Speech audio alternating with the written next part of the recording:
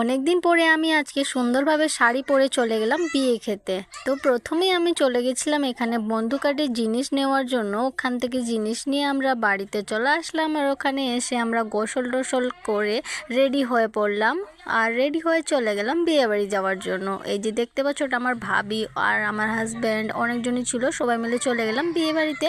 আর বিয়ে বাড়িতে পৌঁছে একটু বসেই তারপর আমরা চলে গেছিলাম প্যান্ডেলে খাওয়া দাওয়া করার জন্য। আর এটা হলো আমার দাদা, আমার হাজব্যান্ড, আমি তিনজনই বসলাম খাওয়া দাওয়া করার জন্য। আর এখানে আজকে মেনু ছিল, প্রথমে তো পাঁপড় দিয়েছিল, তারপর স্যালাড দিয়েছিল, তারপরে মাংস, ডাল আর ভাত। গরম গরম ভাত খাওয়ার পর আমরা একটু রেস্ট করে তারপর চলে গেছিলাম বন্ধু কাটে জিনিস দেওয়া। আর বউটাও খুবই সুন্দর, তাই না? তারপর আমরা ওখান থেকে বের হয়ে আবার চলে আসলাম আমার মাসির বাড়িতে। আর এই বাচ্চাটাকে দেখতে পাচ্ছ, কত কিউট, তাই না? এটা হলো আমার দাদার মেয়ে। ওখানে চলে এসে আমাকে খুবই খুবই গরম লাগছিল, আজকে প্রচণ্ড গরমও ছিল।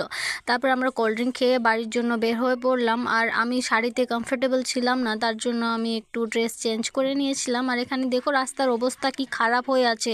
আমার দাদা তো টোটো নিয়ে গেছিলো, টোটোটা থেকে বের হতে পারছিল না। তারপর আমরা ফাইনালি বাড়ির জন্য বের হয়ে পড়ি। আর এদিকে রাস্তাঘাটগুলো কত সুন্দর না, এত সুন্দর ভিউ দেখতে দেখতে আমরা পৌঁছে গেলাম বাড়ি। তো আজকের জন্য এই পর্যন্তই, দেখা হয়ে যাচ্ছে অন্য ভিডিওতে। আল্লাহ হাফিজ।